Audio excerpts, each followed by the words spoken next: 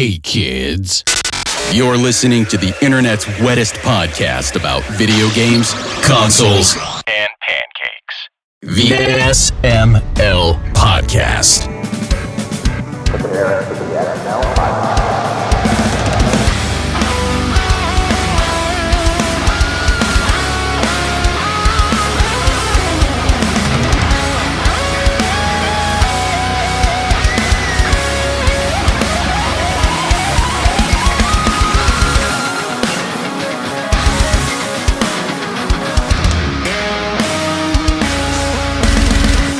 What's up, everybody? This is the SML Podcast. I am your host, Joe, Aki, Bri, Jacob. How are you three doing?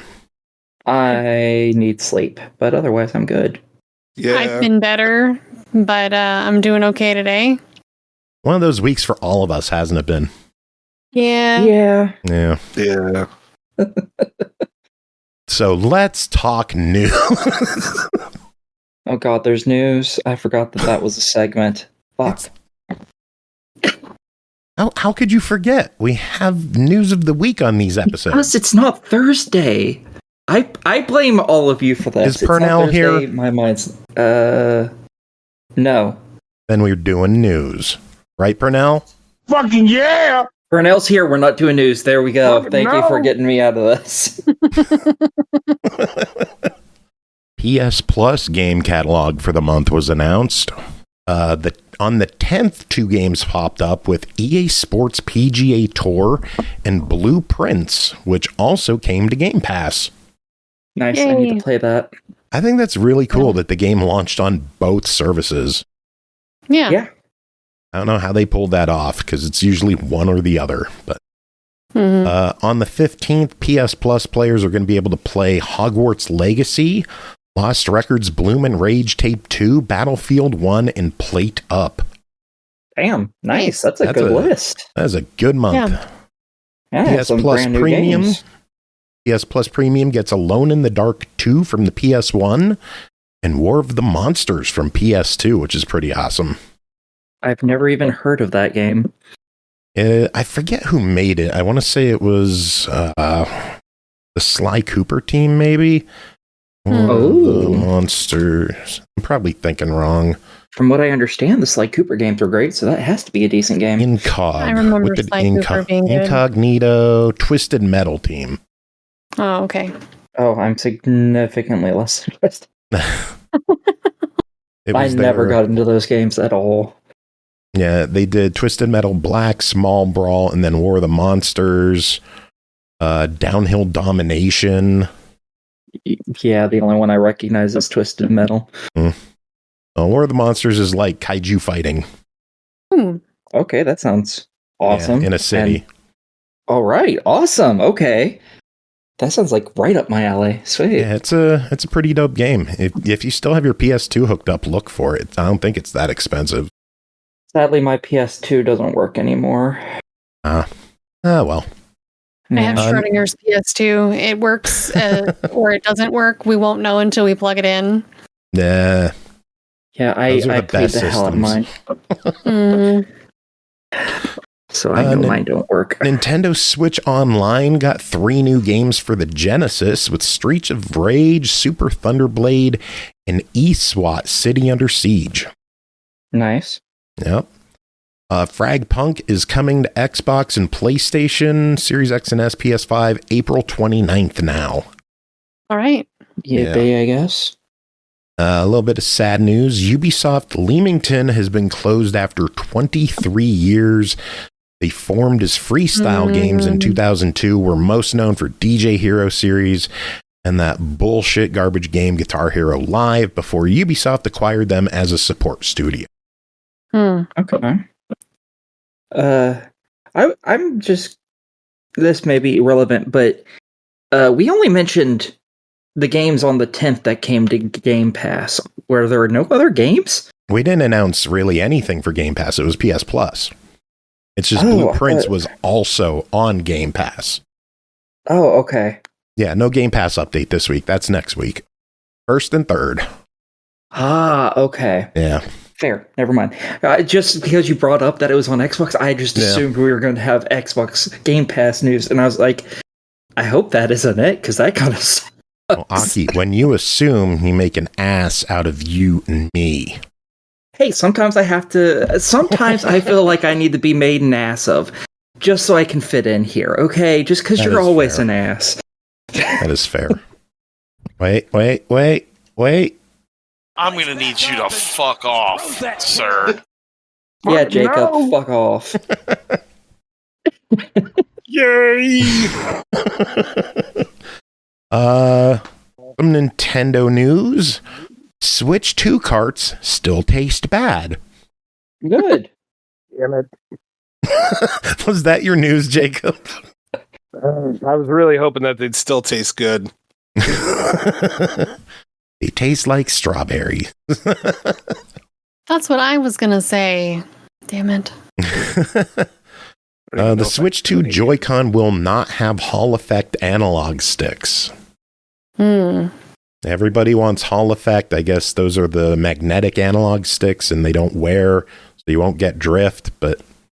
And they're cheap. I don't know why they don't just fucking upgrade to it. I don't get it. I don't know. I don't get it.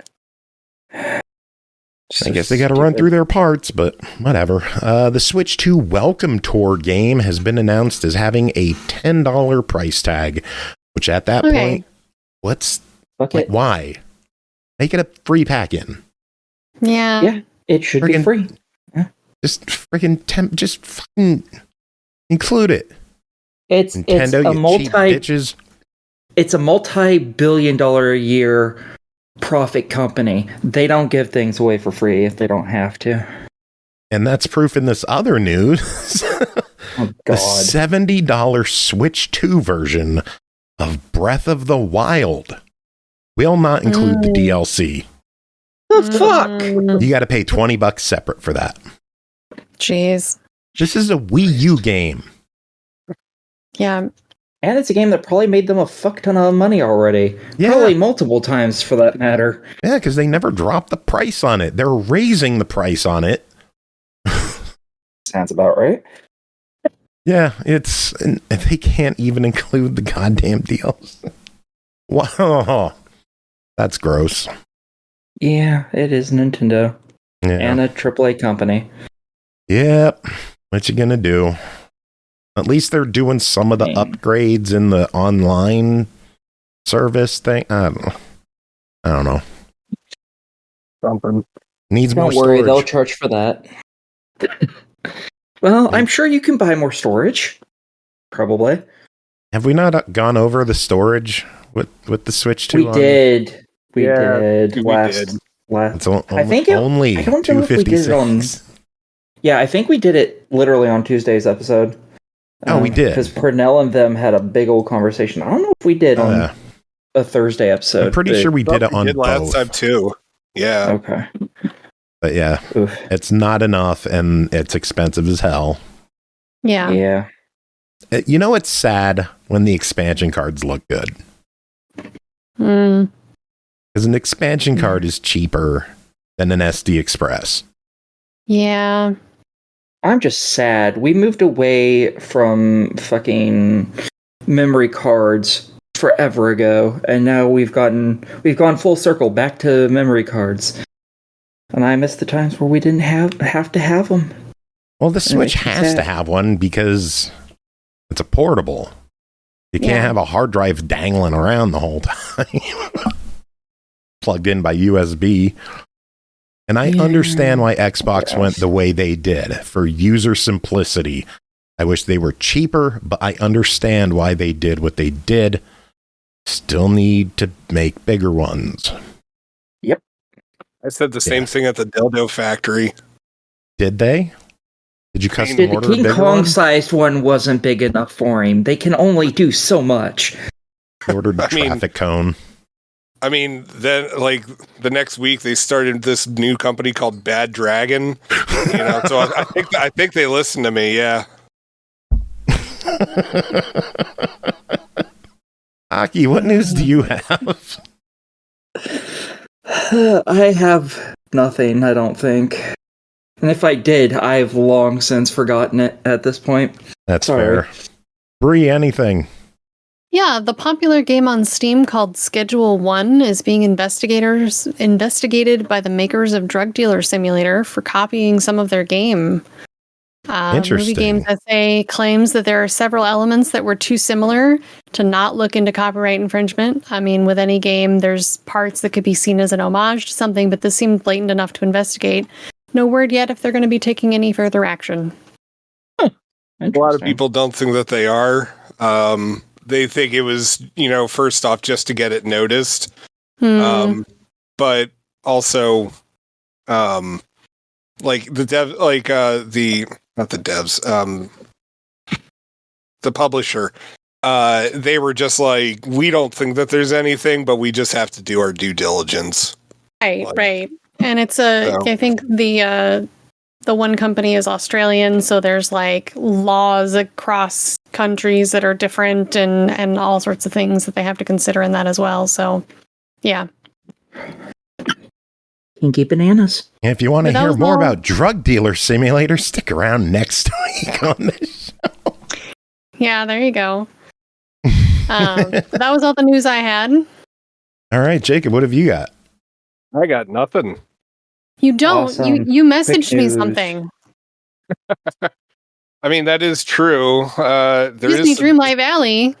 Yeah, there is some news. I mean, I wasn't going to report on it till there was like a firm date, but they've hinted at Alice in Wonderland content coming. Nice. A lot of people think it's going to be Star Path focused for the next one, because the current one ends in like 4 or 5 days. I think it ends Wednesday. Usually they give you like a week of breathing space, and then next Star Path will start up, so it should be soon. But yeah, like, I'm excited. I'm almost done with the current Star Path. I just have to finish. I mean, I got everything I want out of it. So at this point, all the other shit that I'm earning with it is just bonus. But yeah. Okie dokie.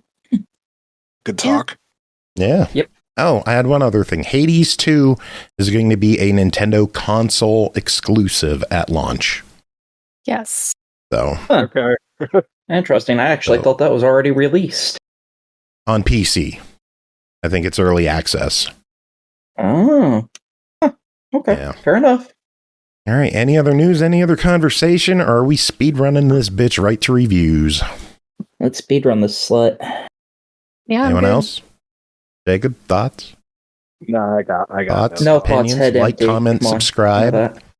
I mean, I guess you should subscribe to this podcast if you haven't already, or if you have money. Or if you have money.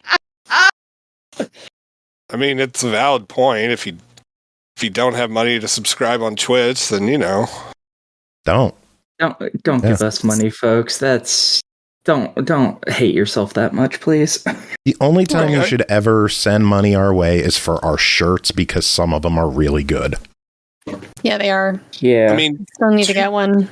to be fair, if you give enough money, Joe will strip on camera. So Please don't bring that into this. I'll Ew. shave on camera. ooh, man, you need to make that worth something with pancakes. I've got 26,000, so I think that's worth a good few runs with the razor. Do I get to choose a spot? No. Maybe I'll do Fine, a donation goal. Fine, I'll do a left tit. Would that be an interesting donation goal? Yes, like, I just want to see you shave without a beard. on so the yes. show. Yeah. Just buzz it all off. Yeah, I've never seen you without a beard. Yes, let's do that. I want to see this. Ashley is all interesting. for this. I don't think Ashley's listening. And Nope, no fair. comment. Told ya. Okay. She's up for it. So she'll be the one to shave me. Oh. Oh, sexy. Thimber was saying there was a little bit more news. Toys for Bob went on record saying that they would like to make the new Banjo-Kazooie if Microsoft would let them. What games have they made? I don't recognize. I recognize they were that name, but I don't know Activision why. Studio that bought themselves okay. independent. Nice. Wait, not Spyro. Crash Bandicoot. Or wait, did they do Spyro? I think they did both. Toys for Bob. Yeah, they worked with both Crash and Spyro. Crash 4, Spyro Trilogy, Skylanders. Okay, yeah. Thimber's also talking about how the Marathon gameplay trailer got released. I'm in a group for Marathon, not running. Obviously, I'm too fat for that. But like the original trilogy games, and everyone is universally pissed in that thing. Everyone thinks it looks like shit. Should not have the Marathon name attached to it. I'm going to be honest, I thought it looked kind of cool, but I'm also shit at multiplayer extraction shooters, so I know my opinion does not matter much on that. I'm kind of interested. Is it? I think I know the one you're talking about. I don't remember the name of it, but I remember a trailer that showed an extraction shooter that looked interesting. So I'm just going to assume it's the same one. Like, did people like fall apart into like little like blocks or whatever? I don't remember that. I just remember somebody like foaming themselves or some shit. Somebody getting shot. Okay, that was very helpful. Pew pew. Hey, as I said, I don't remember everything. I'm gonna go look it up. You're making me not be lazy, and this is upsetting. I want to be lazy. Sorry. Damn it. Dear. So Jacob, what are your thoughts on Marathon? Does it? Are you digging it? I dig the look of it, but I'm not good at those types of games, and I honestly fear as I'm getting older that like I'm not as good at first-person shooters as I used to be. So it's just like it's not going to be like a day one purchase for me, but I like the look. I wish they'd remake the original Marathon thing, but I also realize like only a handful of people care, and like the original games are going to be considered too short nowadays to make it worthwhile. I don't know. What do you think on their? I really like the visuals of it, of the new one. What do you think of their talk about pricing? That it's not going to be a full price game, but it will be $40 game, paid game. Yeah, with battle pass and blah blah. Did they confirm 40? Yeah, they had said 40. I think that was what they were actually. Now I have to look that up. I'm pretty sure that they had said 40. Marathon. Last I saw, I thought was just it will be paid, but they would discuss like pricing in the future. They're saying they did not confirm the price. A lot of people on the PlayStation Reddit board seem to think it's going to be 40. They think they're going to go with the same pricing as Helldivers. Might make sense. We'll see. Yeah. We'll see when they confirm it. Deja is tired of first-person shooters. I think a lot of us. I am a little too. Yeah. We need first-person Sokoban. God, don't give AFIL any ideas. I love first-person shooters. I wouldn't mind seeing that, though. I'd like to see how it works. That would be interesting. All right, should we get to reviews? Sure. Yeah, let's do it. Yeah. All right, let's kick this off with South of Midnight, code provided to us by Xbox for the purpose of this coverage, developed by Compulsion Games, published by Xbox, released April 8th on Series X and S and PC for $39.99, also available as part of Xbox Game Pass PC and Ultimate. South of Midnight is a new action-adventure from Compulsion Games. Explore the mythos and confront mysterious creatures of the Deep South in this modern folktale while learning to weave an ancient power to surmount obstacles and unravel your family's hidden past. Aki, you and Bri both played this. How about you start off? What is South of Midnight? Well, it is an action platformer with a focus on platforming. A narrative game where you play as a young woman who is trying to find her mom, basically. Y'all live down in the south, and hurricanes come by, and y'all's house was flooded right the fuck out the way, and your mom was still inside, so you're chasing after it, trying to find her, and you step into a world of magical silliness that somewhat depressing. And yeah, so I mean, it is what it is. It is a very it's a downer, the game, sadly. Not a lot of uppers to this one. Yeah, most of the game focuses on platforming around. There are little sections of this weird cancerous growth that you occasionally find. And when you walk into it, you have it becomes a little mini arena where you have to fight waves of enemies, basically. And that's where most of the combat is. In combat, you have access to a bunch of abilities as you play through the game. You unlock more, and you can actually upgrade them, which is nice. And they're all different weaving utensils, basically, that you fight with, and it's kind of interesting. You start off with I don't know the name of any of these tools, to be honest. I don't do weaving, but you start off with two little hook things, and you beat the shit out of enemies with those. Those are your like main melee combat weapons. And then you unlock this top-looking piece, and you can spool.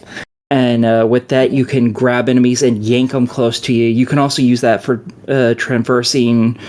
While platforming, it can allow you to hook onto things and swing on stuff like a whip. Very cool. I love how they implemented all of this stuff. It was very interesting. Well done. You end up with, I think, 3 different items, I believe, and you unlock 4 different item upgrade suites, as well as a general upgrade list. So there's 5 trees. They all go just a straight line, basically, though. So you're not upgrading a whole bunch of different ways. By the end of the game, as long as you've been collecting everything, you have more than enough points to upgrade literally all of the trees. Because I think when I ended, I still had like 200 and something points that I could put into upgrades, but there wasn't anything left to upgrade.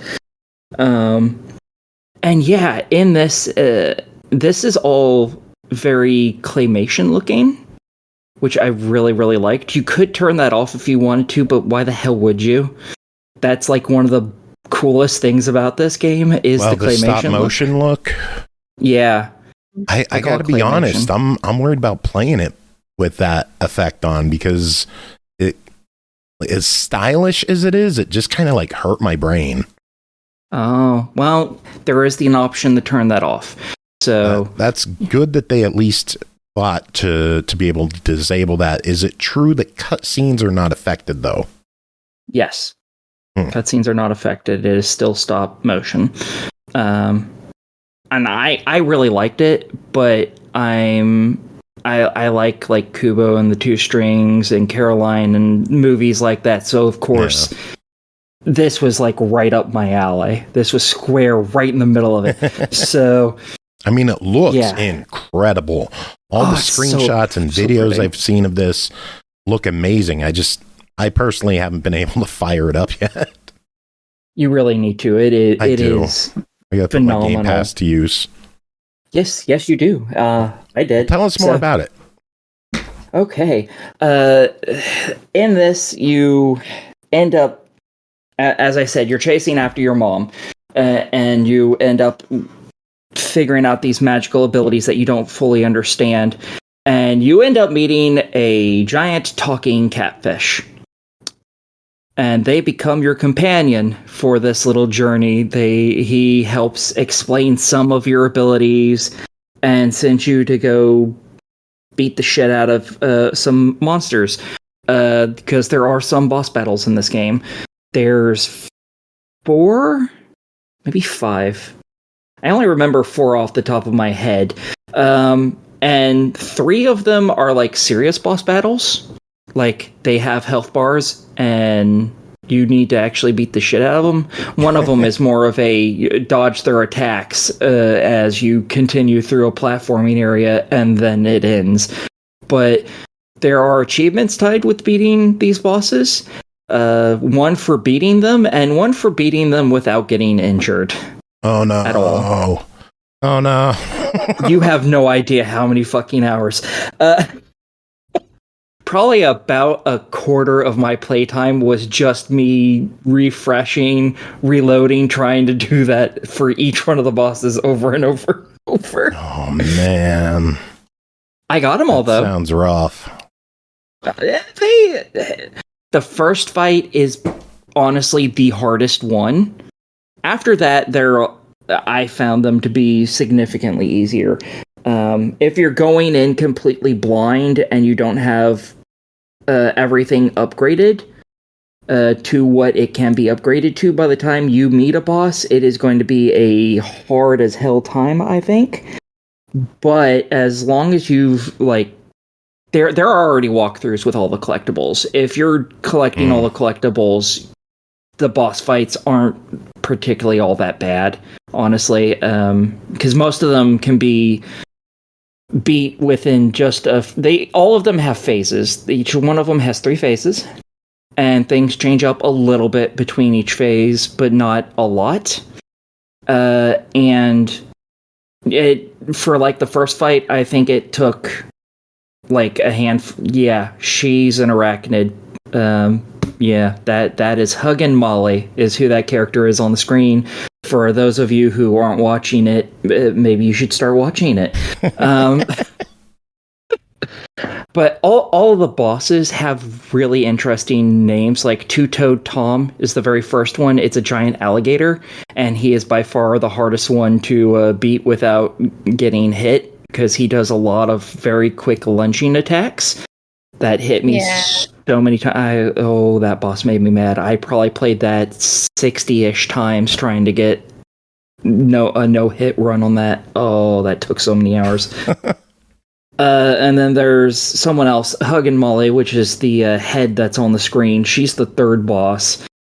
She wasn't too bad, actually.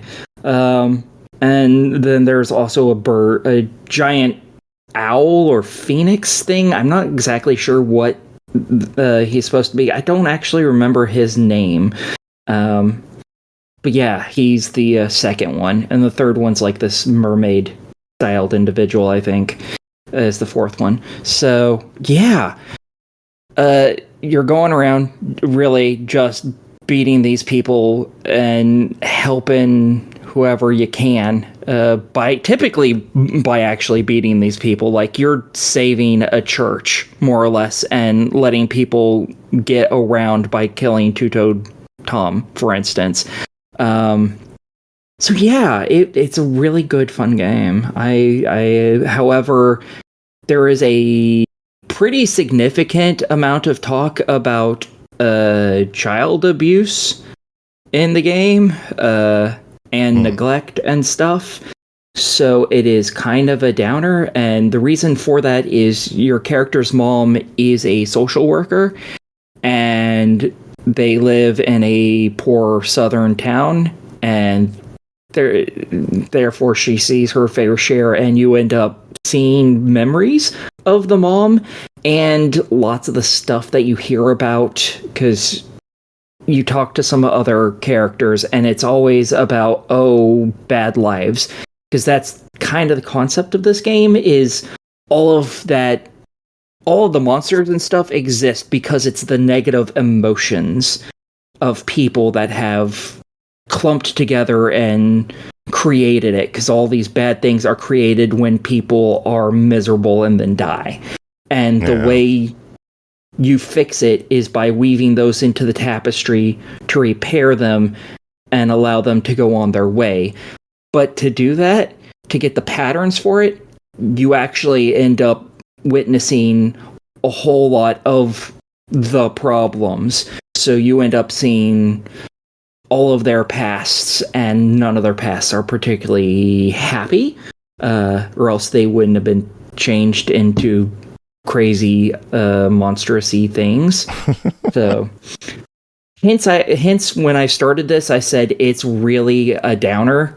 That's because, like, this isn't just moments of downers. The whole game is based around being kind of depressing, and fixing the bad stuff, but knowing that no matter how much you fix, it's still going to be bad. Because you even see the past of some other weavers, because that's a whole clan of people, basically, that it just kind of goes down throughout history. Someone is born with the powers, and eventually they die, and someone else has the powers. And one of them actually leaves you a whole bunch of written notes that you find throughout the game, and one of them's like, yeah, you know, life sucks, and doing this job is going to be really hard on you, and it's going to add up over time. And when you finally decide to quit, just leave notes for the next person so they have someone who's gone through this that they can see the notes of and rely on. Bri, tell us a little bit about your time with it. So, my quick notes about the game are that the art is gorgeous. I loved the stop motion animation vibe in the cutscenes. The gameplay action is fun. I liked that Hazel was dirty throughout the game. Like, there's no pristine, like, this game is gritty. And I like that. Like, gritty in a like appropriate way to what's going on in the context. Not gritty as in Jacob's icon gritty. Right. The music that's grody. There's a difference. No, his stormy Discord icon is literally gritty from the Phillies. Gotcha. Yeah, no. But yeah, the music was dark and stormy and full of the myths of the southern swamps. Get it right. And those things make this game feel worth my time. I also wanted to talk about the premium edition. It comes with a Digital's Extra app, featuring a music playlist with the game soundtrack, songs, and jams. It has a making of documentary, live action music videos inspired by the world of South of Midnight. It comes with an art book with concept and character art and info separated by the chapters, just like in the game. And an original comic story about Hazel set in the world of South of Midnight. And it's a really nice package. Well worth the price. Very cool. Well, let us talk about the price on this package. Aki, you say it is very depressing, but is it worth it? Comes in at $39.99. What are your thoughts? I really like it. Because it's such a downer, I don't know how many other people are going to be really for it, but Bri has mentioned to me elsewhere that a lot of people have seemingly liked this, so that's great.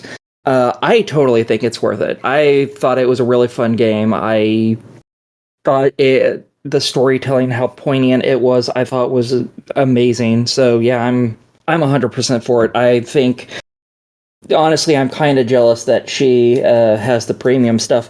So I would suggest getting the premium edition. I don't know how much more that costs, but I would. Well, I'd go for that. I wouldn't skimp on this. The premium edition upgrade clocks in at $10, but if you have Game Pass, it's $9.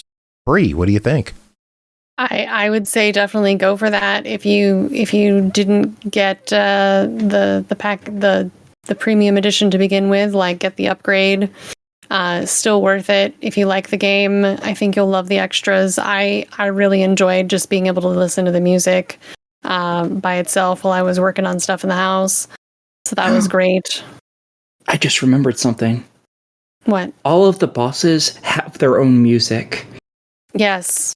And they're really great unless you're doing what I was doing and wouldn't move on with the game until you beat it without dying, and therefore listen to the same song like for over an hour straight. But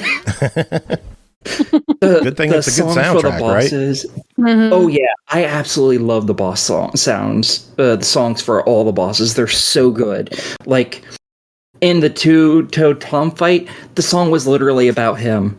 It was amazing. I love it. Yeah, they have a music video for him, I think, as well. All right, I need to see this. Let's move on. Next game to talk about is Pocket Bravery, developed by Statera, I don't know. Studio, published by PQube, I know that one. Released April 10th on Xbox One, Series X and S, Switch, PS4, PS5 for $19.99. Inspired by classic fighting games from the 90s, such as Street Fighter, Fatal Fury, and the King of Fighters, Pocket Bravery channels the Neo Geo Pocket aesthetic for a modern fighting game with a retro twist. Jacob, tell us about Pocket Bravery. Pocket Bravery is by far the most Brazilian game of all time. I approve. I actually don't know what that means, but if you go up and look at like people's reviews for this game, everyone's like, "This is the best Brazilian game." Okay, apparently this is like the national game of Brazil. It took over soccer or something. Okay, cool. So, Pocket Bravery is, I mean, it's as I said, it's a retro pixel fighter that's definitely inspired by like early 90s fighting games, specifically like Street Fighter 2 and the King of Fighters series. But it has more of that chibi aesthetic that, oh shoot, what was it called? Pocket Fighters? Yeah. I think. The Super SMK Pocket stuff. Fighter. Yeah. So it very much has that kind of look. If you never messed with that kind of stuff, then think of like the Super Gem Fighter crap that Capcom released with the Street Fighter characters. I forget what the heck it was called. Anyway. Super Puzzle Fighter. Super Puzzle Fighter. There we go. Whatever. Anyway. You're bad at this. Yes, I'm aware I'm bad at this. Thank you.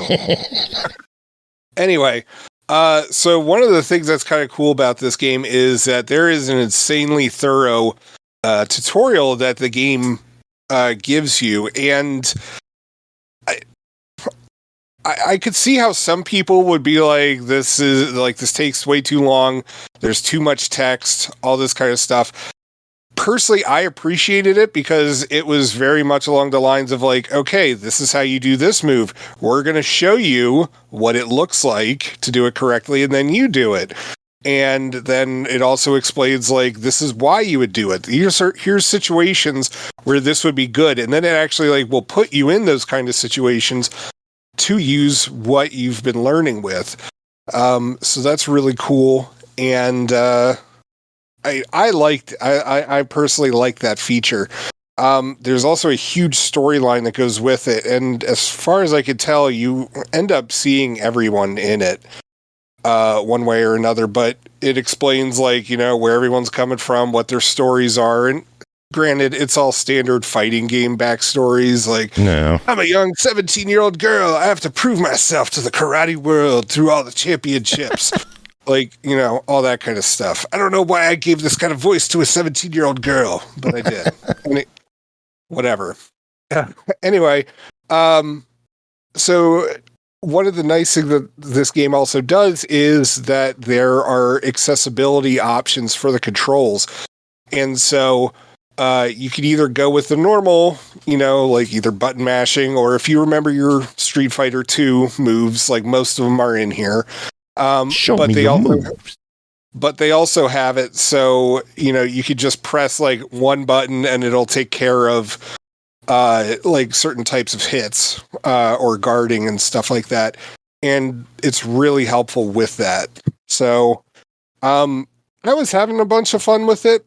I was having some problems pulling off some of the combos, but that was both a skill issue and a controller issue, because my one Xbox controller, the B button's getting sticky. But GG. Yeah, I know. What have you been playing? With himself, clearly. Well, yeah. How big's the roster? Did you mention? It's about like 10 or 12 characters. Like right. It's standard for that time period. And everyone's like a little bit different. Like, you know, some of them have more power. Some of them have, like their special meter fills up faster. But the animation style is really cool. Like everything's really fluid. It's pretty neat. And I was pretty impressed with it. I enjoy it, and I hope that they make more. Nice. Does it seem like it would be capable of handling DLC characters, or do you think we might just see a new game entirely? I mean, this game itself has been out since like 2020, and so there already were DLC characters for it. I mean, So it's not like I couldn't see extra stuff coming for this, but at that point, like, you know, with it being like a 4-year-old game, I kind of figured that they'd make a sequel instead. Yeah. I guess we'll find out. This one clocks in at $20. What do you think? Absolutely. Yeah, this is a really fun little game that for $20, like, it's good for beginners. It's good for people who are seasoned fighting game fans, and I think everyone's going to find a lot to like in it. So I'd recommend it for 20. Sounds good. Next game, Promise Mascot Agency. Developed and published by Kaizen Gameworks. Released April 10th. Xbox Series X and S, Switch, PS5, PC for $24.99. Explore cursed Japanese town, recruit mascot friends, and come to the rescue when disaster strikes. Solve the mystery of your exile. Help a living finger work through her many anger issues. Turn Promise Mascot Agency into the best agency in Japan in this open world narrative adventure. Bri, tell us about it. Well, prepare yourselves. There's a lot to unpack here. It is an open world, part management simulator, part crime drama narrative adventure. And if that sounds weird, it's because it is, but in the best way possible. This is by the creators of Paradise Killer, which was an absolute trip of a game, so I expected no less from this game. The game starts you off with some setup accessibility choices like fonts, including dyslexic. Oh yeah, tofu. All right, sorry. It's intended to be played with a vintage camera filter to enhance the feel of the Showa-era Japanese town, but you can disable that. I like to look at the accessibility and other settings in the beginning because I have to say, like, there's a ton of options from motion sickness to color correction, screen shake, control inversion, and more. And I'm always pleased to see games taking time to consider all those things. The game auto-saves and allows for manual saves as well. And once you've gotten all through that, the start screen asks you to press any button to begin your redemption. So first, we have to learn about the things going on in Japan's underworld. Anti-Yakuza laws are strangling the crime families, causing internal squabbles and territory disputes. And here we meet Michi, a top lieutenant known as the Janitor. He carries a broom on his shoulder everywhere he goes, and we get sent on an important job, only to be ambushed by another crime family, and severely outnumbered, we end up losing the fight and the money we were protecting. Now we have to go back to the family in shame, and Michi takes the fall for his brother to save face for the family. He loses his pinky finger and gets banished to manage the last business the Nakamura Alliance doesn't know about, a mascot agency.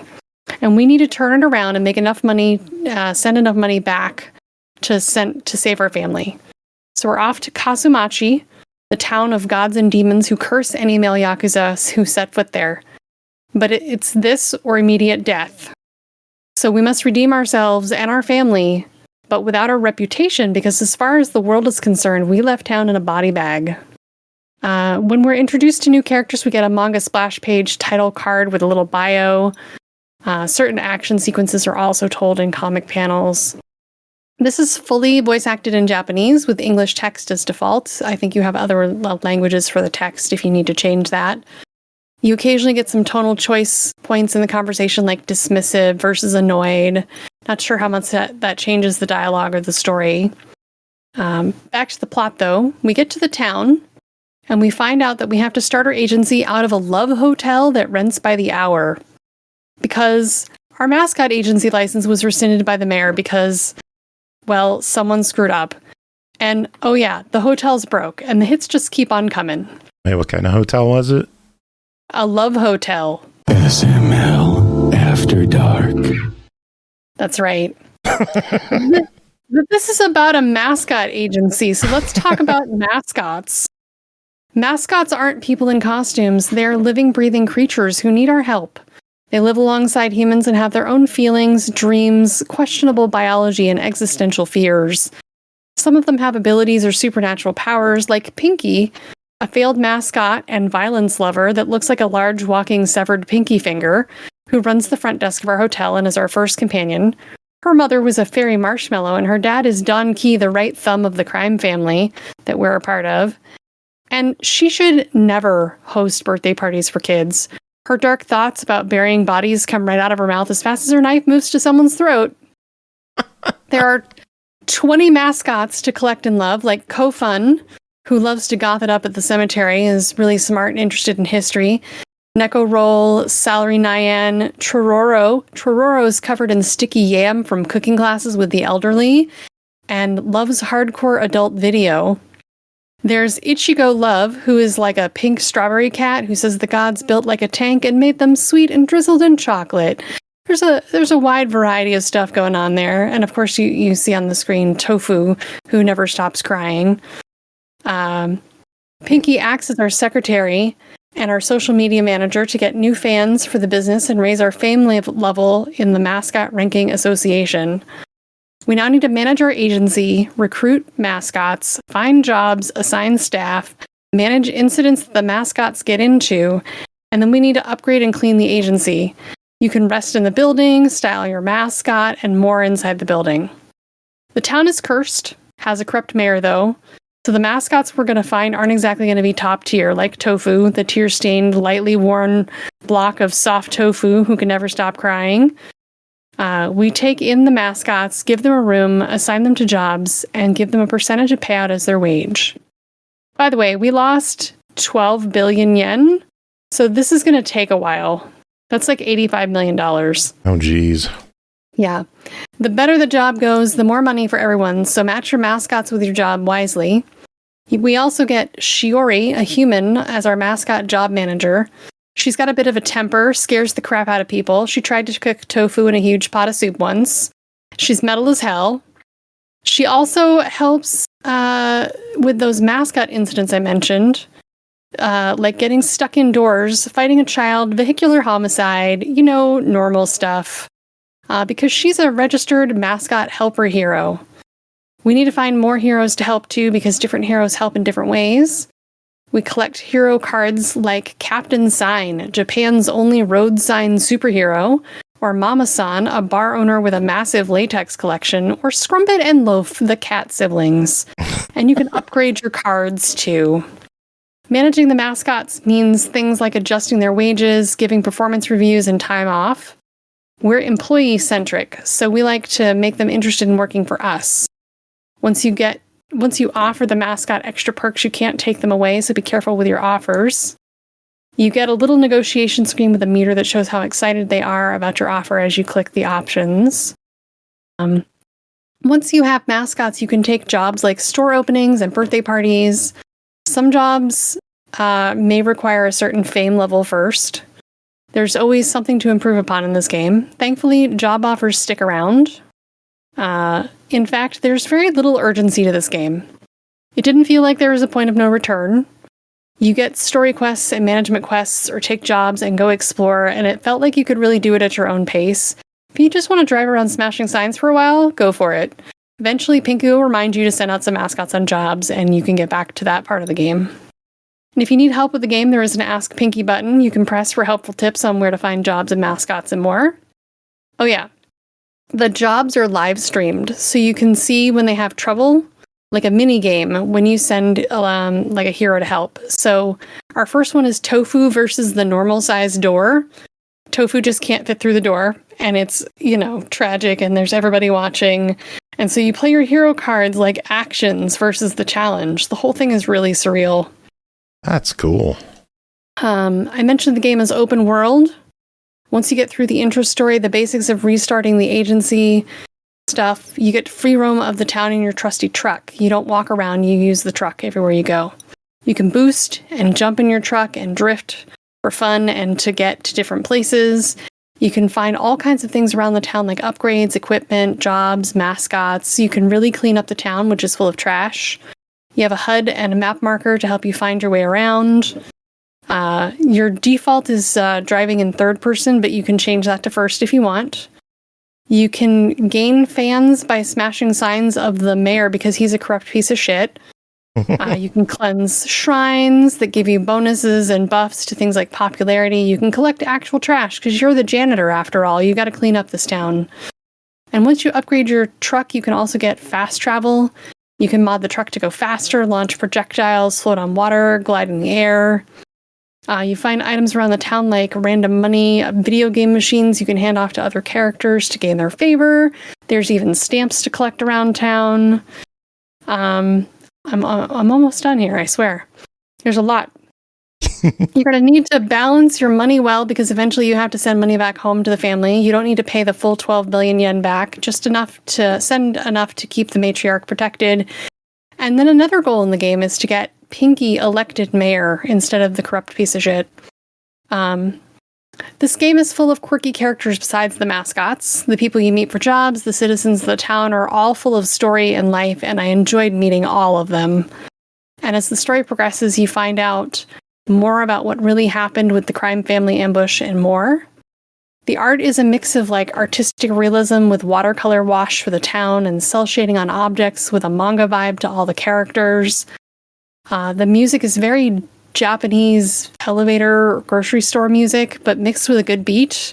It has tropical vibe to it at times. There's other music appropriate to the context, like dark jazzy music for the Yakuza Alliance head office. There's a peppy overworld theme.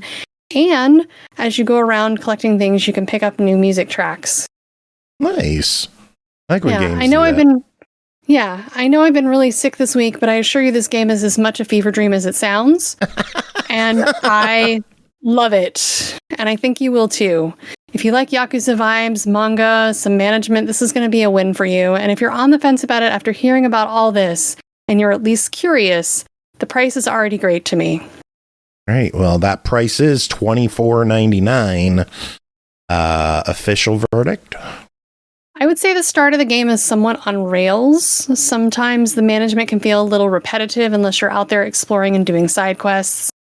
I had way more fun with the lore of this than I thought I would. This is a buy it for me. All right. Next up, Dagger, Froggy, developed by Solluco and eastasiasoft, published by eastasiasoft. Released April 2nd on Xbox One, Series X and S, Switch, PS4, PS5 for $4.99. The hero is a frog? That's right. In top-down survival action game Dagger, Froggy, you'll take the role of a plucky pixel art amphibian as you'll fend off waves of creatures looking to make you their prey. From grassy lawns to spooky cemeteries to the desert and more, you'll have to clear bodies from a variety of stages while collecting coins from those you slay. Purchase upgrades for your frog. Jacob, what's Dagger, Froggy? So if you've ever played any of those survivors kind of games, and you were wishing that you could be a frog as the hero all the time and nothing else but a frog, well, let me tell you, Dagger Froggy might be the game for you. So you have this little frog guy that you move, around your little arena area, which thankfully is just a simple, it's a simple rectangle. You can obviously choose out different levels as you get higher and higher. So like there's also like a desert and a graveyard. There's also a final boss battle, which I have yet to beat, which I was a little surprised by. But yeah, the levels, really all that does is just like it decides what enemies spawn, differently instead of like in the forest one. But what's different about this is that you can only fire in 4 directions, up, down, left, and right, and you have to press separate buttons for those. So you're moving around with, the joystick, but you have to press like A, X, Y, and B in that order for down, left, up, and right. Which makes for an interesting and sometimes occasionally difficult mechanic, but in my opinion, it does make things exciting. And then, of course, as you kill enemies, you level up, you can collect extra health, you can collect coins, and after you've died, because eventually you will, you go back to the shop, reinvest in different upgrades, some of them permanent, some of them are just upgrades for certain things, and you could also unlock different characters by getting certain levels while holding some items. So like let's say you have the power where it fires 2 shots diagonally every like 5 seconds or something like that. If you get that up to level 6, along with like the hearts, then you unlock a new character. And so I thought that was kind of cool, which, I mean, it does kind of take a note from Vampire Survivors, so whatever. But my only gripe with that is that the icons that they use are way too damn small, and I ended up having to use True Achievements to tell me which icons I was supposed to be like looking out for, because my old ass just I couldn't see it. And so it's just like, it's the one that is a dagger pointing upwards and the big yellow blob. Okay, all right, I got it. So I had to do that a few times, but other than that, I've been having a blast with it. It's a nice little $5 game, and it doesn't wear out its welcome. Like, frustrating to start, like all of this genre is, but it keeps the extra stuff coming quick enough that you want to stick with it. So I liked it. All right, $5. Is it worth picking up? Absolutely. Yeah. Sounds good. Next game, Ellphaser, developed and published by AFIL Games, released April 9th on Xbox One, Series X and S, Windows Store, PS4, PS5, $4.99 each. Ellphaser throws you into a frozen world where every jump reshapes reality. In this 2D platformer with puzzle mechanics, platforms disappear and reappear with each jump, creating dynamic challenges at every move that would likely make me pull all my hair out if I wasn't already bald. Jacob, tell us about it. I still have my hair, thankfully. But yeah, for now. So the game, yeah, for now with this. So the game is as you described. It's a puzzle platformer, and what happens is that every time you hit the jump button, you know, it phases things in and out. So like, you jump up, all of a sudden there's a wall in front of you. You jump again, the wall disappears, and you can just like walk past it. You do have to be mindful of not jumping while things are phasing. So that's kind of fun. But the game is a pain in the ass. The thing is, it's not bad. It's frustrating, and you got to be patient with this. You have to be methodical, and it's a lot of sitting and waiting and figuring out patterns and stuff. And later on in the game, it ridiculously ramps up stuff. Like, so my favorite one, and by favorite, I mean least favorite, was this mechanic where like you'd have these like ring of circles that were like flying around like a block. Yeah, that I need to jump on.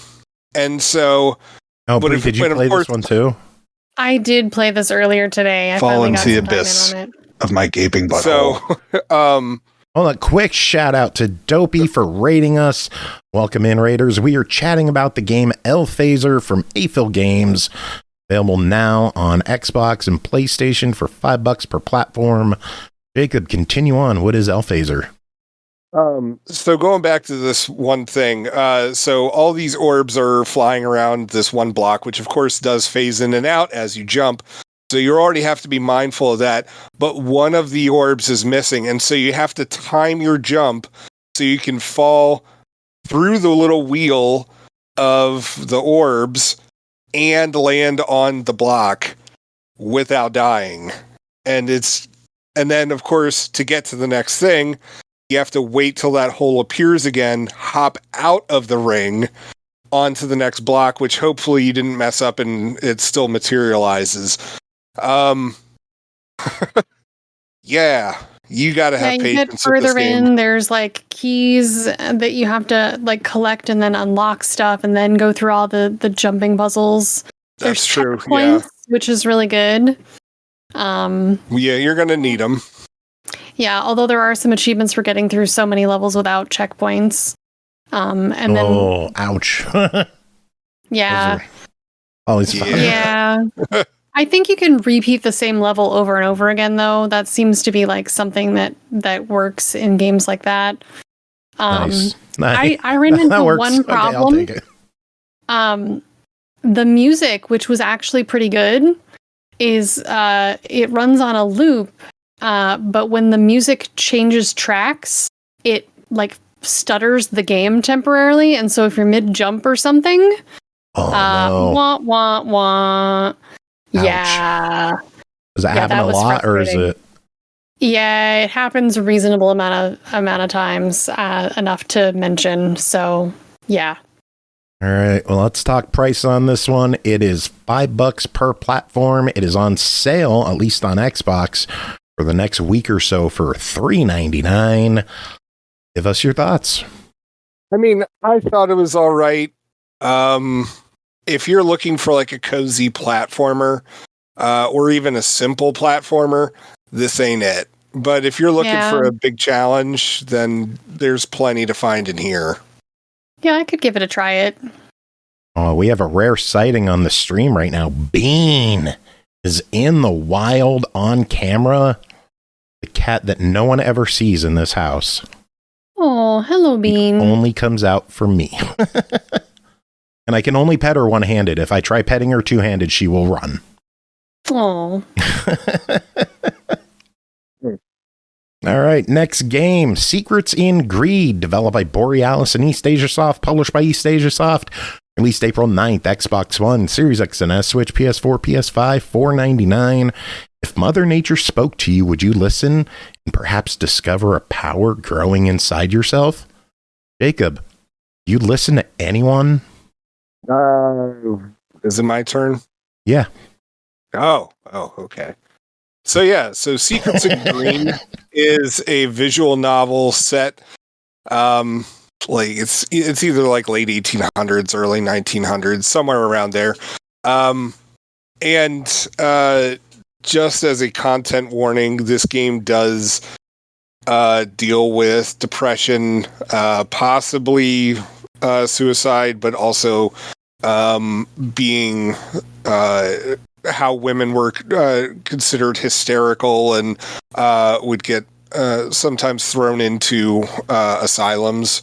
So the game does kind of deal with that. But you play as this woman who has been forced to go to the countryside by her father because you've been having too many fits of hysteria. And they think that the country air by yourself is going to get you some good. And granted, there is like a village near you, but you're pretty much just supposed to stay in your house, and there's a caregiver who visits daily. And you're just supposed to, recover. Anyway, as you're walking along your garden, you find these notes scribbled on these leaves, and it seems as though they're from somebody, but you don't know who. And you have to make the decision. Are you going to explore and find out what this is about? Are you going to tell people what it's going to happen? And yeah, you have to deal with the outcomes of that. I can't really say that much more about it. Otherwise, I spoil it, because to be honest, this is a pretty short visual novel. I think you can actually get all the achievements in like about a half an hour, and that is not with like any general fuckery of the game. Yeah, it's a quick short story. Is that actually reading it or just skipping everything? Yes, I've been reading it. All right. I know some people buy these and just put it on skip. They're like, Scotty. Hey, 30 seconds, 1,000. Yeah, no. Like if you look, because if you look at how I've been like on True Achievements, like you have the timestamps for all of my stuff. It's not like it's unlocking like bing, bing, bing, bing, bing. I'm too lazy to look that up for you. But anywho, so yeah, the story's short. I was intrigued by it. I wish that there was more meat to it, and the art and audio is okay. They use these video files for like the opening and closing credits of the game, also like some menu transition stuff, and I don't know that they ever cleaned them up for larger like screen so they're format. Like real player quality. Yeah, kind of. And also like at times they're like slow as hell too. So it's nothing I'd ever like knock the game on, but it's just like a weird like, nobody thought to clean this up. Okay. All right, whatever. I love remastered games that do that, and instead of like fix it, like increasing the resolution somehow, they just like put it in a box 3 inches big in the middle of the screen. I mean, like, I know some 90s games, they can't, like, that's all that they can do it for because that's all that survives. Postage stamp sized video files. Yeah. Secrets and Greed, $5. No, it's green. Oh, green. Oh, shit. Secrets in Green. Because you're dealing with, like, plants in your garden. I don't know why I have that typo on there. I'm horrible. I'm bad at my job. What are you going to do? It's a $5 game on sale for the next week and a half for $4. Give us your thoughts. Honestly, I mean, if you like visual novels, then I thought it was a good, quick story. Like, I can't really fault anything for it. And if you're an achievement hunter, as I said, like, you can get all the achievements pretty quick and actually read the story too. So yeah, I'd recommend it. Cool. All right, next up, Hook Complete Edition, developed by Maciej Targoni, published by Ultimate Games, released April 10th on Xbox One, Series X and S, and Switch for $3.99. A minimalist puzzle game where your goal is to remove all the hooks from the board using intuitive mechanics. No timers, no scores, just pure stress-free gameplay, complemented by a calming ambient soundtrack. If this sounds interesting to you, we are doing a giveaway of this game, courtesy of Ultimate Games. You already gave one copy away to Jordan. You could win one as well by the end of the show. Jacob, what is Hook Complete Edition? So, directed by Steven Spielberg, this movie... God damn it. What, am I not supposed to be reviewing the movie Hook? The game Hook. Oh, well, in that one, you play as Peter Pan, and... You're a dingus. Yay! All right, so Hook Thank you, Overmask, for the 2-month sub. Great timing on that, yay. Appreciate you being here. Enjoy the kitty cats. Enjoy the emotes. Thanks for your support. Jacob, tell us, what is Hook Complete Edition? So Hook is a puzzle game, and it is... So pretty much like, you know, all those like mobile game ads where it's just like, oh, how are you going to like pull all these different lines and, you know, collect all the gold, but also kill the dragon, and like there's water and lava involved for some reason. Like, you know, those kind of ads? Mm-hmm. Yeah, okay. So these puzzles are kind of like that, except without the cringy, crappy art that gets used for that. And so with it, you are pulling these lines through what look to be portals. I'm not really quite sure. But you're pulling these lines, and you have to carefully deduce whether like some of the sticks are on top of other ones or underneath ones. Or if you pull one, is it curved in such a way that like it'll be prevented from being pulled any further. And then so at that point you'll have to restart the level. But honestly, it's a pretty chill puzzle game. Eventually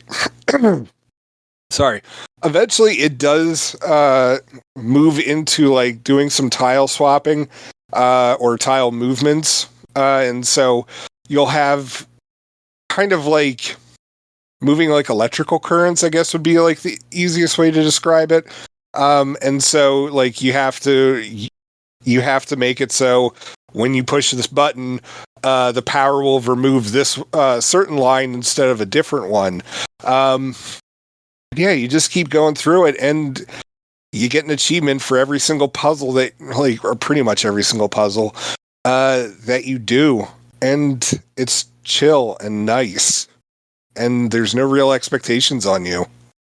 Does it make sense when you first play it? Because I look at the store page and I look at the screenshots and I'm like, what the hell? Yeah, it makes sense. Yeah, it's not like there's a story to it. I just meant the gameplay, because on the surface it looks very complicated. Yeah. Then, I mean, it does get more complicated as you play through, but the game does kind of walk you through everything. You know what else gets more complicated as you go through? Life, Jacob. Truth. This is Hook 1 and Hook 2 together in one package for $4. Kind of guy. What do you think? Yeah, it's definitely a buy it. It's really chill. I enjoyed it. I recommend it. All right, Jacob, that's it for you. I said you would get you out of here quick, so get out of here. Woo! Bye, Any everyone. final words? Have a good night. I just said bye, everyone. I usually ask for final words. No, I don't have any final word. No, I'm just bye, everyone. Good night, GoldenEye. Next game to talk about, Suika and Dragons, developed and published by Synnergy Circle Games. Released April 9th, Xbox One, Series X and S, and Windows Store, $4.99 each.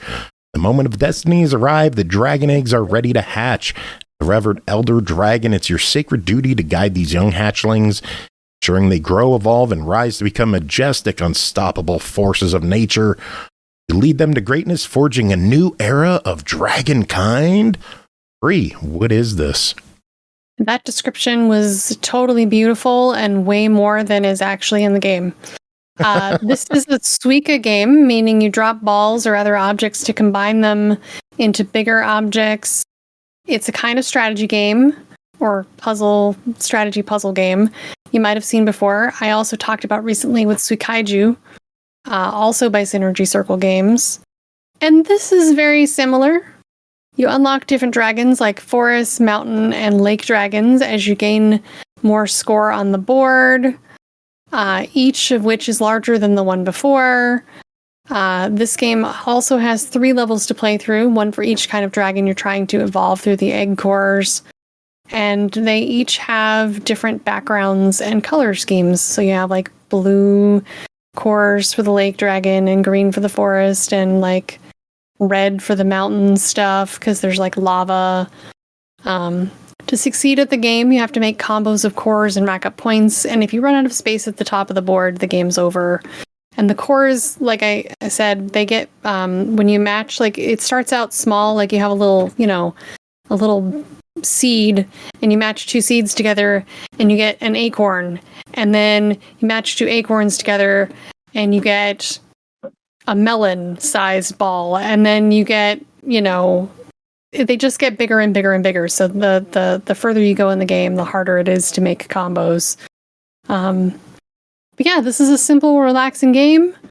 The music sounded awfully familiar, like maybe the same music from Suikaiju. But overall, I had fun with this one. $5, your thoughts? Yeah, go for it. Cool. Next up, The Killing Antidote, developed and published by MetalStar Studio, released back in October on Steam Early Access for $29.99. This is a TPS game, shooting, firing, or fighting, dress up, puzzle solving, and more. In the future, a special germ causes humans to be constantly infected and mutated. The protagonist, Jody, is a brave journalist who goes on her way to find the legendary antidote and is in danger. Aki, what's The Killing Antidote? Okay, this is a Resident Evil styled game where you play as this very attractive young woman who, I think it's her sister or something, went missing basically inside this area that has now been zoned off and no one's allowed into it. And it's all mysterious because no one knows what's going on because no radio waves or anything are allowed in and out. It's all dark. So, being the ever diligent reporter that she is, she decides to sneak into this place. And lo behold, she finds zombies. Zombies galore. Zombies that want to eat her face. That should really teach her a fucking lesson. And you find some weapons, and you kick the shit out of zombies, and it's great. This is currently only at like a 0.5.2 or something release, so it's still pretty early access. It's going to be a while before this gets a full release.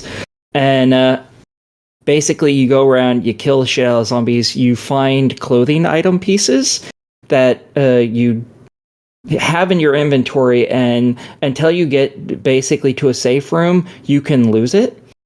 You actually have to get it to a safe room, and then in there's a box or a mirror that you can interact with, and that will save that item permanently. So in another playthrough, you have access to it again, which is really nice. So you can change up your look however you want. There are plenty of looks that your character has. There's a fuck ton of Steam mods for this game. And I'm not just bringing that up to chat about it, because I don't usually bring it up, but the actual devs have put mods for the game up as well. And so there's like giant packs of like, oh, here's a bunch new hairstyles, here's more makeup, more shoes, more clothes, whatever. None of them are. Is that why, despite the game being fairly short in length, you have like 15 hours in it? Have you been dressing up this whole time? Maybe a little bit. Not a lot of it. Are you dressing up right now on the show? No, I'm not. I'm building Gunpla on the show, actually.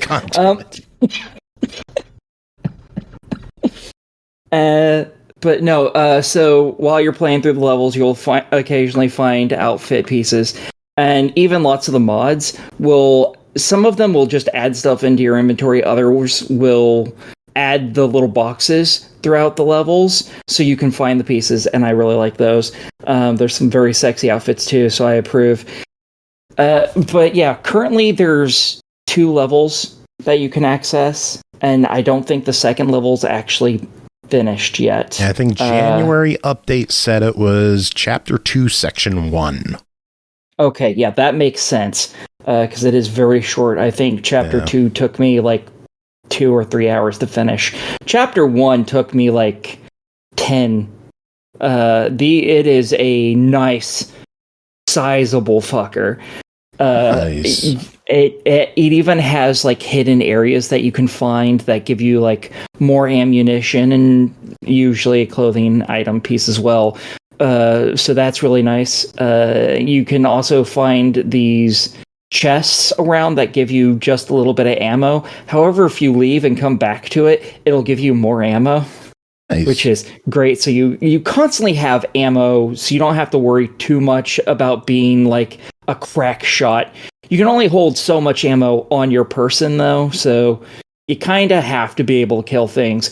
But I found I was never out of ammo, because I was always nailing headshots, because again, I'm really familiar with third and first person shooters, so headshots will take out the zombies pretty quickly, unlike some games like the Resident Evil 2 remake, where it takes like 500 shots. No, this one, like, most zombies went down in like 2 shots to the head and they're gone. They're done. It's great.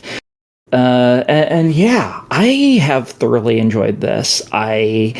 The achievements in this, if you're an achievement hunter and you actually care about Steam achievements, good luck. I've gotten 1, and that's it out of, I think, like 18 or something, because none of them are for, hey, beat the level. No, they're all like, hey, shoot these pustules out of the air before they can hit you. Kill 10,000 zombies or whatever. 1,000 zombies, 2,000 headshots, clear the test grounds without damage, dress up 1,000 times. Which is the one I have. Kill 3 or more zombies with 1 bullet. That's a cool one. Yeah. Do not use the zombie brain smasher to complete the centralized control area. Kill 100 weepers. Complete the weeper challenge with a revolver. Get grabbed by zombies 300 times. Complete the abandoned hangar without killing any enemies. Throw a weapon to kill a zombie from 10 meters away. There you go. Complete story mode without loading progress. Yeah. No, I did not get that. I didn't even come close. Kill 2 zombies 100 times with 1 bullet. So 2 double shots 100 times, or a double shot 100 times. Destroy 100 venom chunks spewed by the squirters. Stomped 500 zombies to death, and execute 1,000 zombies. That's a fun but hard achievement list. Yeah, all of those actions are really fun, but chances of you actually doing half of them, not particularly high. Like, I did 0 executions in my walkthrough because only a few weapons have them. I didn't even know they existed until I had already beaten the story mode, and I was looking through the achievements, and they were like, "Oh yeah, you should be working on this one immediately because just doing this is going to be boring." And I was like, "I didn't even know you could do that." Man. Yeah, there are a couple modes to this game as well. There is the story mode, which has all of Chapter 1, the first section of Chapter 2. But there's also, like it said, the hangar and in training challenge mode modes. and challenge mode. Yeah, they're all... You unlock those actually by playing through the story mode. You find little toys, basically, around that your character grabs and collects, and those unlock scenes are what they're called, and they're all these little challenges. And yeah, I haven't touched any of those because it took me so long to play through just the story mode that I didn't have time to fiddle with those yet. Let's talk price on this thing. It's an early access. They plan to be in early access for about 1 to 2 years. It is currently $30. It will go up after early access ends, but there is a free demo. What should people do? I say definitely get the free demo. Check it out. If you like it, buy it now. Buy it while it's cheap, because this group is definitely going to... I have all the faith in the world that this group is actually going to finish this game. This is not going to be one of those games that, they put it on early access, they do a handful of updates for a year, and then nothing ever happens again. I don't think this group's going to do that. So I think play the demo. If you like it, get the game like ASAP. This was an amazingly fun game. I am thoroughly enjoying my time with this, and I'm going to continue to be playing it because I want to get all the achievements in it because it is fun. Awesome. All right, next up, Project 13 Nightwatch, developed by DRYBREAD, published by Dolores Entertainment, released April 4th, Xbox One, Series X and S, Switch, PS4, PS5, for $5.99. An intense and immersive game experience where you take on the role of an observer tasked with guarding the mother base of Project 13 organization. Your mission is clear: prevent any observer prisoner, each potentially containing a dangerous anomaly, from infiltrating the headquarters. Equipped with a high-tech binocular, your keen observation skills are the key to success. Bri, what is Project 13 Nightwatch? So this is part of a series of Project 13 games, which are observation-based spot the anomaly games. Normally you walk through some kind of hallway and see if anything looks different from your first run. In these games, you need to pay attention to a lot of potential details. Sometimes things are obvious, like the whole place turning green. Other times it's small and hidden painting on the wall. And you need to take the role of a prisoner tasked with properly identifying anomalies 13 times before you're free to go. This game is a little different, though.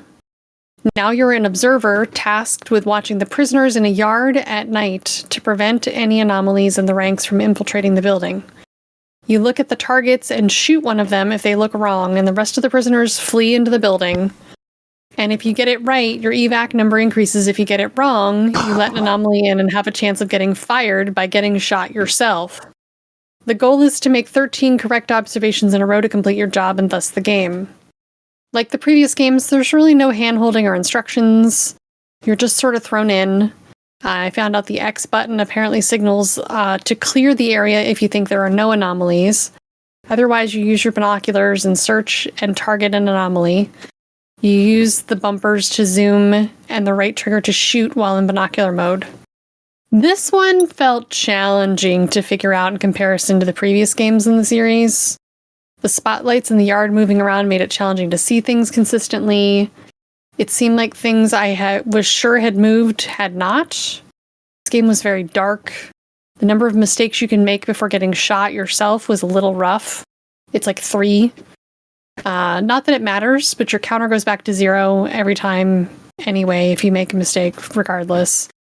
I did not find this one as fun or rewarding as the previous games. I found it to be mostly confusing.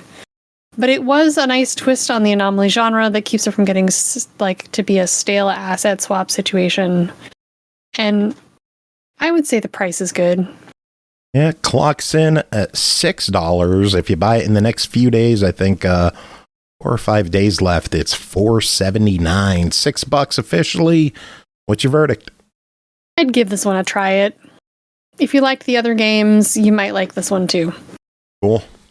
All right, one last game to talk about tonight. The Black Within, developed by waleedzo, published by Dolores Entertainment, released April 11th on Xbox Series X and S and PS5 for $7.99. The Black Within is a single-player, first-person psychological horror game that takes players on a chilling journey into the depths of the human psyche.